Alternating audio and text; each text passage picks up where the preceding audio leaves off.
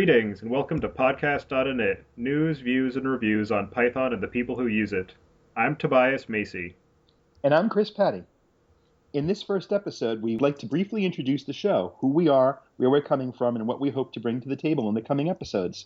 Tobias, why don't you start us off with a bit about you? Thank you, Chris. I'm a software and systems engineer, currently living and working in northern New Hampshire for a startup based in Boston. I also do freelance work on the side, and when I'm not working or hacking on side projects, I like to go on adventures with my family. You can find me on Twitter at Tobias Macy, or you can read my blog at renaissancedev.com. Wow, you got a lot going on. I'm a senior software engineer for a Boston-based online backup company, and I live in Somerville. I'm a process automation junkie and have been for 25 years. Lately, I've been loving my work in infrastructure as code space using tools like Chef, Ruby, and most recently Python. You can find me on Twitter as @Feoh, that's Feoh, or read my blog at feoh.org. We realize that while there are innumerable podcasts available that address a wide swath of the software engineering landscape, there was a glaring absence of any that covered Python. The few that we did find are no longer producing any new content, so we decided that it was our duty to the community to remedy the situation. Starting now, at least once a month, we'll be bringing you news and opinions on the Python ecosystem and interviews with the people who are working on the front lines, building the tools and toys that we use every day. Chris, why don't you tell us a bit about what you like so much about Python and maybe some of the tools that you particularly like to take advantage of? Yeah, sure. So, I've been a Rubyist, a scripter in general for many years. I started out writing shell scripts back in the dark ages with, dinosaurs roaming the earth, and moved on to Perl. And so a real, modern dynamic object-oriented language like Ruby was like a breath of fresh air. And fast forward quite a number of years working for my current gig, and they introduced me to Python. And, it's really... I kind of feel like the sort of partisanship involved in the two camps is unfortunate because both languages are awesome and have a tremendous amount to bring to the table. There's a lot going on in each ecosystem that really is to be played with and recommended. I think a couple of things that I'm really impressed with in the Python space are IPython Notebook. There's nothing like it that I've seen in the rest of computing, really, in the sense that, you can create all these amazing interactive presentations or classes or whatever and share them around. And it's, they're so accessible. It's a web browser, so virtually anybody can get to it. It's just an amazing tool. And I really like the various Python modes that go with Vim. The Vim rope, or pardon me, I believe it's rope Vim mode and things like that. It really makes for, it's just an editor. It's not an IDE, but it makes for an incredibly rich programming environment. Great. Yeah, I'm totally in agreement with you about the sort of zealousness that goes along with a lot of programming communities, and particularly the some of the shots that are fired across the bow between Python and Ruby. Although I have noticed a lot of times too where both communities like to borrow ideas from each other. For instance, there's the whole idea of the Gherkin format and Cucumber behavior-driven development that seems to have started mainly in the Ruby camp has definitely come over to the Python side. I've seen it in a few places, and I actually recently came across a tool called, I believe it was called Pundler, that is a Python version of Bundler, essentially. That's really cool. Yeah, gives you a really sort of a different approach to managing your dependencies than our typical virtual envs that takes a lot of ideas from Bundler and seems to do a pretty good job of executing on that.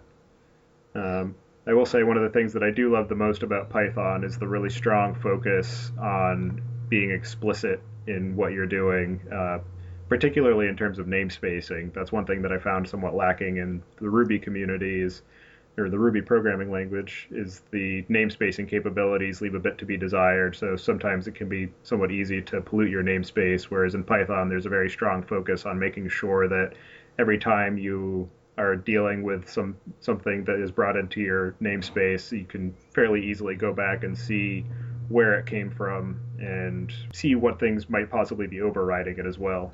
Absolutely. I mean, the namespacing thing is a definite issue. It's interesting that you point out the explicitness of Python. As a longtime Rubyist coming to Python, that's one of the things that actually kind of threw me initially was like even something as simple as lack of implicit returns.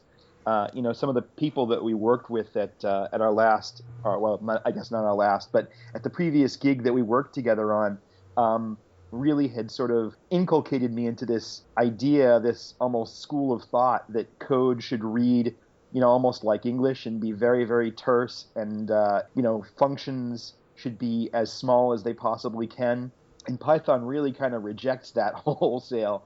Coming to Python and trying to write little functions is something as simple as, can you find this substring in another string? And if you don't put the return in, the function's not going to do what you want, and you're going to get none back. And as a Rubyist, that really took me by surprise. But I can totally see the advantages to being explicit. It's real. One of the things I think people should really consider. There's been a lot of talk lately about, oh, if you're going to learn another language and you're a Rubyist, you should go learn Clojure or Haskell or something. And those are awesome languages, and you definitely should. But I think sometimes even just sort of going for a dive into a completely different idiom can be really mind expanding and instructive as well. Yeah, definitely an agreement there. There's definitely a lot to be learned by learning a language that has a totally different take on how to go about doing things. Another thing I'll say I do love a lot about Python is some of the conventions in terms of managing your code layout itself, particularly PEP8 really makes it easier to get into, to just jump into a new code base without having to try and figure out, okay, what is the particular style guide that this person decided to adhere to. Yeah, I totally agree. PEP8 is great. I really do love it. The one kind of beef I have with PEP8 is I think an 80 character line limit just makes it really tough. If you're using, nice descriptive variable names and, at all complex literal data structures, it can get to the point where it's like I'm doing yoga with my source code to get it to fit into the 80 character line limit. So at my shop, we've decided that 120 characters is a more reasonable stance to take. Yeah, so that's what we've settled on where I'm working right now as well. We're focusing on trying to maintain a 120 character limit, although I will say that having the 80 character line lengths, well, it can sometimes become a little bit difficult to try and manage keeping it within that limit. A lot of times it can actually be a good guide as well to letting you know when you should sort of refactor a function, because if you're starting to nest things so deeply that you can't stay within 80 characters, then it suggests maybe you should break some of that out into separate functions so that it's easier to reason about. That's very true. It's kind of funny. It's something that I've learned being in the business for as many years as I have is, what's old is new. I can't help but think back to who's the guy who invented Forth? I can't remember his name at the moment. It might be Charles Moore actually, talking about how, all your Forth words should be no more than a screen in length.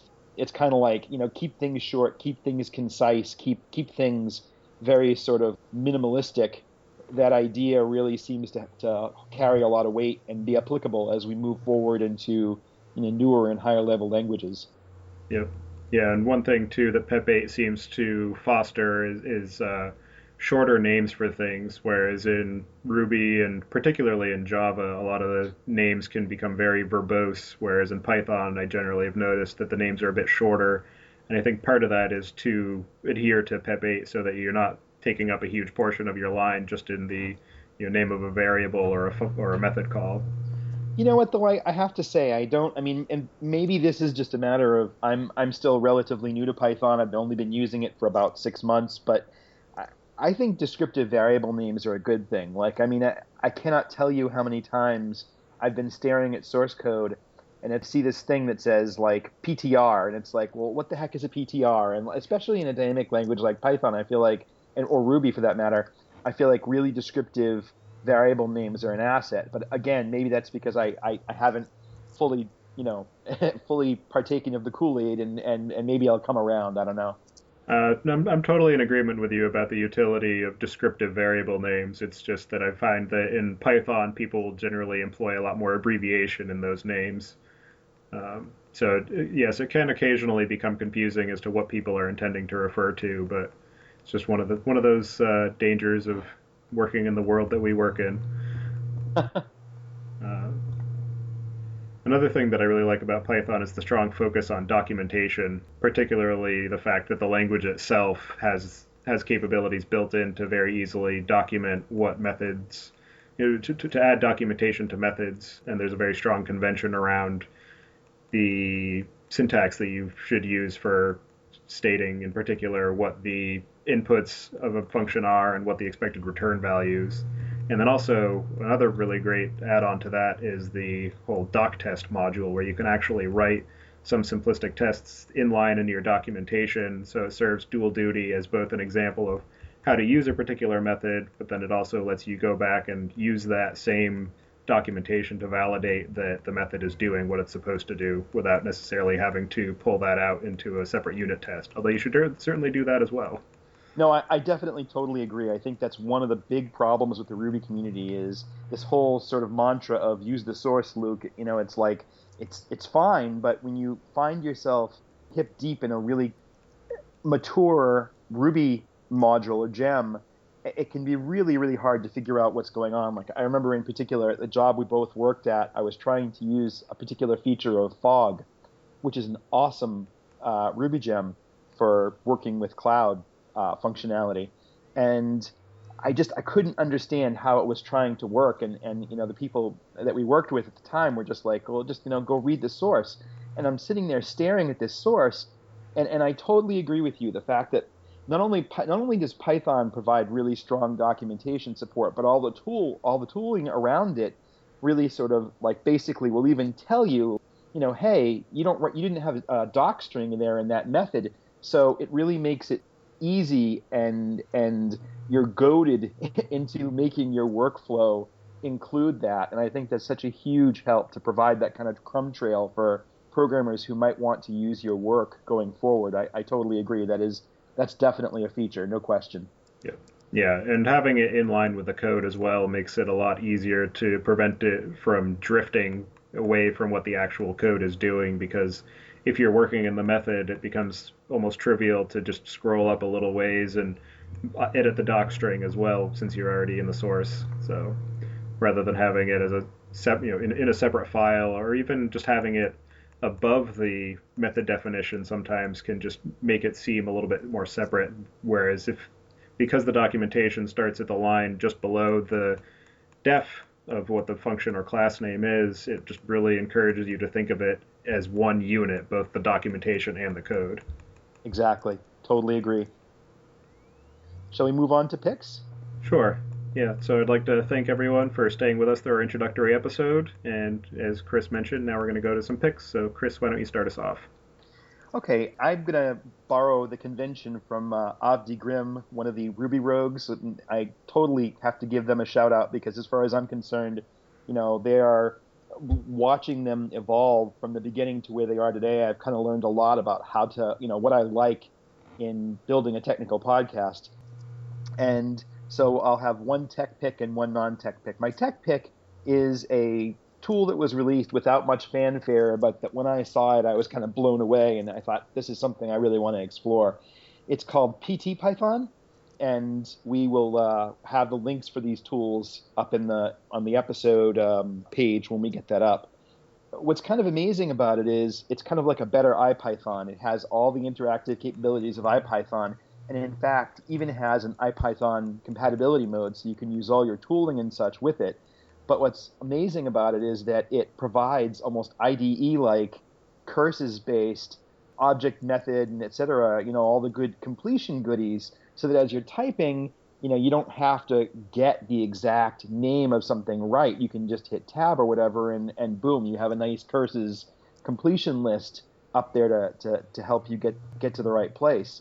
And that's just scratching the surface. It has a tremendous number of really great, innovative, interactive features, and it's just a great interactive tool. And I really think that having a rich REPL to play around in is one of the really awesome things about dynamic languages. I cannot tell you how amazing it is after working in languages like Java, where until very recently you could not just pop into a prompt and try out some expressions. Like that is my workflow. When I'm trying to understand how to build something, or even trying to understand how to use other people's code, I need to be able to just like pull it in, pop it up, and sort of try and a few invocations to see like what parameters does it want to take, what does it do, how does it behave.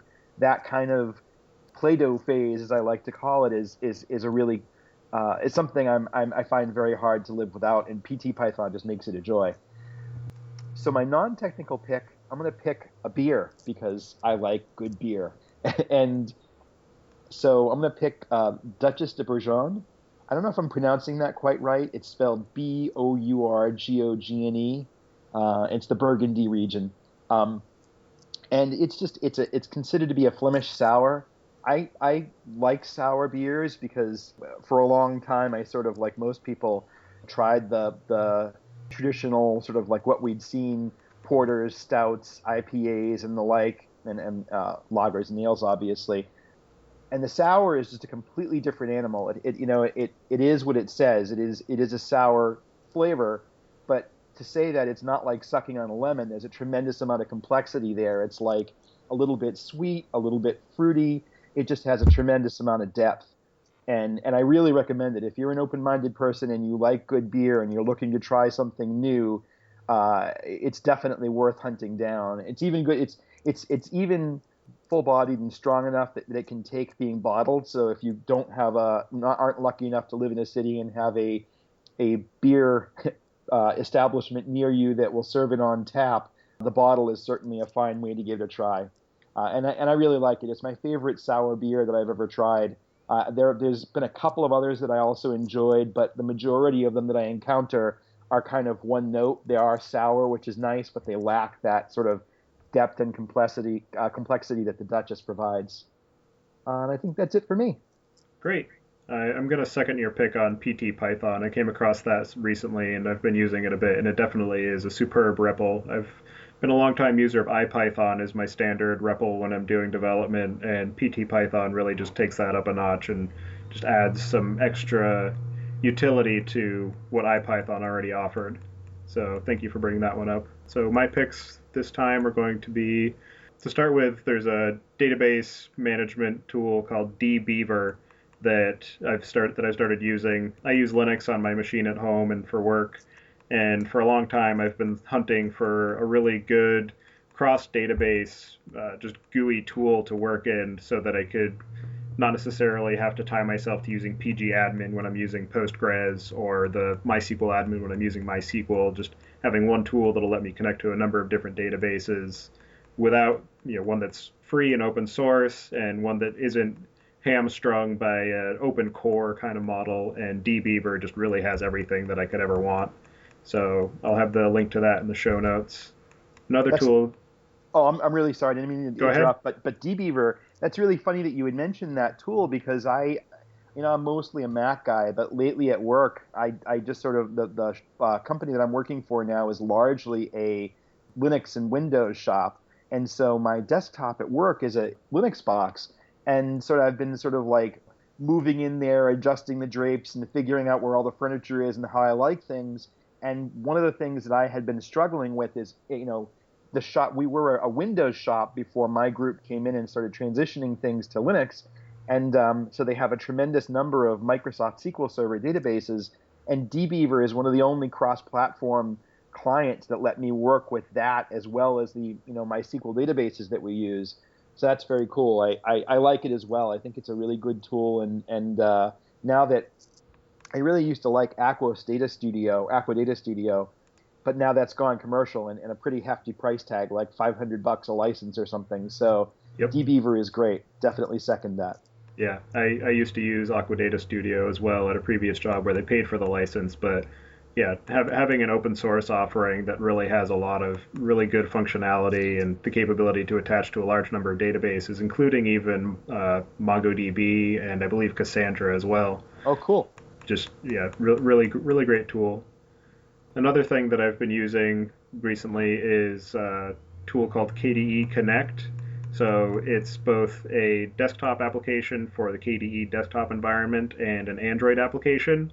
And what it does is it lets you link up your desktop and your Android device whenever they're on the same wireless network so that you can actually get notifications from your device that show up in your desktop notification panel.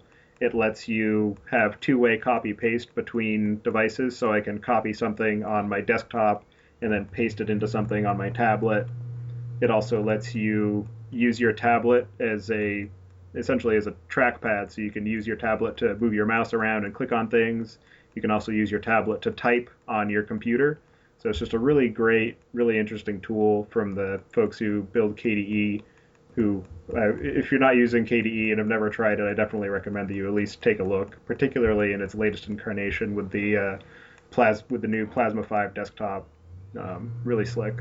Oh, I totally agree. As a matter of fact, you may have seen me sort of ranting and whining and piteously flailing on Twitter when I first tried to set my desktop up with Linux again. It's been a long time since I've worked on the Linux desktop. Like, just to give you a sense, I think the last Linux desktop I ran had FVWM, I think, as it was back when they weren't desktops, only window managers, and like that's the way we rolled. So I installed stock Unity on my Ubuntu on my box, and they have their own desktop manager. I think it's Unity actually. Yep.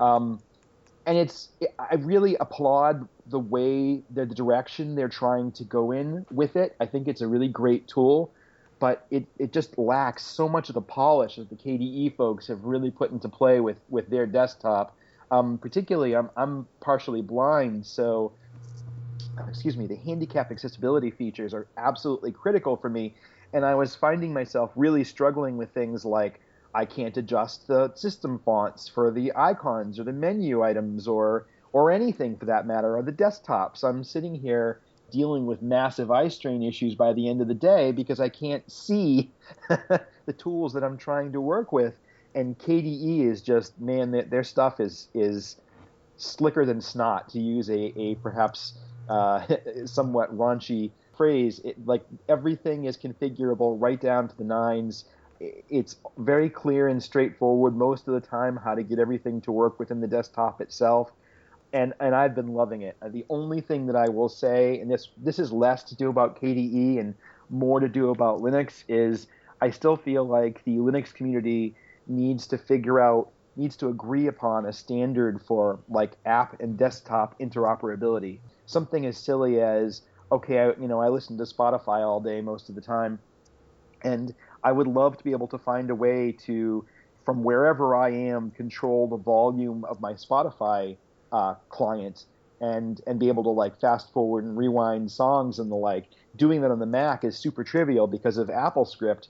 As much of an ugly duckling as it is, it really is like duct tape. It binds the entire Apple environment together, and you can control virtually anything with anything with it. And so you get these awesome tools like Quicksilver and Alfred, and I can make my entire environment hum to the tune that I want it to, and it's really trivial. But under the Linux world, it was kind of a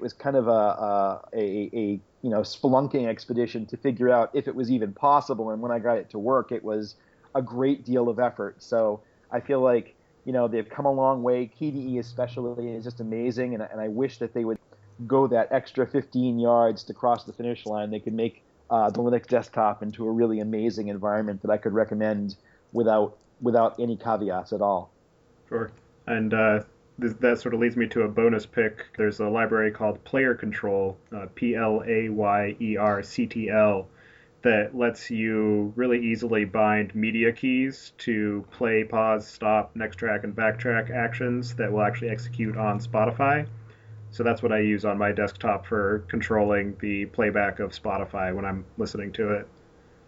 Nice. I will definitely check that out, because I got to admit, like, it's so hard. I'm sitting there at work and I'm working away and I'm in my editor and someone walks over and it's like, well, hold on, I have to pause my music and I have to like flail for the for the app and the right everything, when really I just want to be able to hit a key. So I will check that out. Thank you. Yep.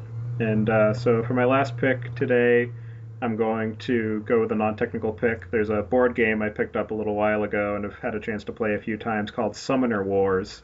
And for anyone who hasn't heard of it, my best way to describe it is somewhat of a cross between Magic the Gathering and chess.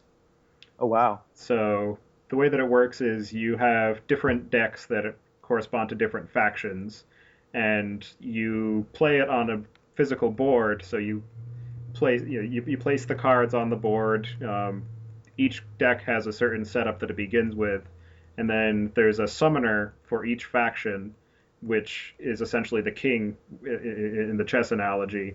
So the object of the game is to destroy the opponent's summoner, and in order to do so, you have units that you can move around the board that have the ability to attack. Some of them are ranged units, some of them require to be adjacent to the unit they're attacking.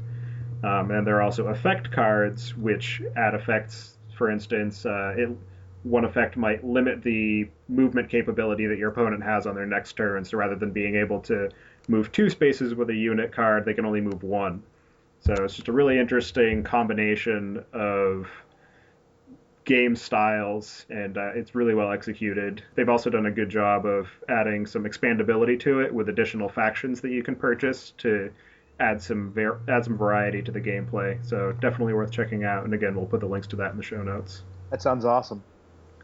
So that is all I have for picks for today. So Chris, I would like to thank you very much for joining me, and everyone who's listening, I'd like to thank you very much for taking the time out of your day to listen to us ramble on for a bit. And we will be back as soon as possible with our next episode. So thank you very much. Absolutely, we've got some great ideas in the incubator, and hopefully we'll be back soon with some interviews and a more fully stocked episode the way we hope to run them. Thanks a bunch, folks.